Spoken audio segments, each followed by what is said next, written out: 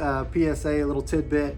If you have not checked your steering coupler, it connects your steering column, so your steering wheel connects to your steering column. At the base of your column, this guy connects to your steering box, which controls your steering, which way your wheels go or don't go. So this is what it should look like, and likely more or less did look like from the factory. This is what this one looks like now, and it's actually, there we go. So I am extremely, extremely thankful. We always check these, and sometimes I'm like, I just saved someone's life, because they were driving with it like this. And all it would take is a sharp bump, pothole, maybe trying to turn, especially they have bigger tires on there.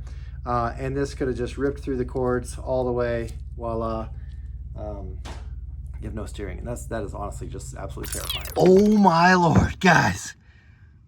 Oh, the last bus I looked at, I said, this is the worst rag joint I've ever seen, but I take it back because I don't even want to drive home with this guy.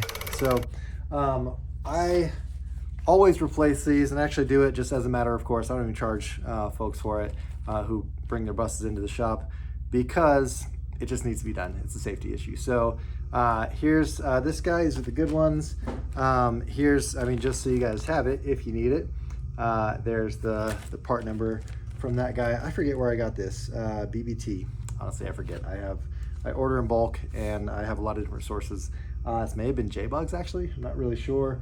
I also always replace the crusty OG hardware. So I don't know if you can see that little original lock nut. I mean, stuff like bolts is still good, but if you're gonna do it once, do it right, and make it look nice. So I'll just give you this real quick. So these are the bolts that I use. Dun, dun, dun, dun, dun.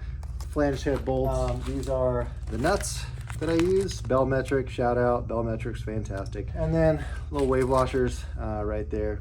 So I hope this helps you guys. Like I said, just a little quick PSA. Replace your steering coupler.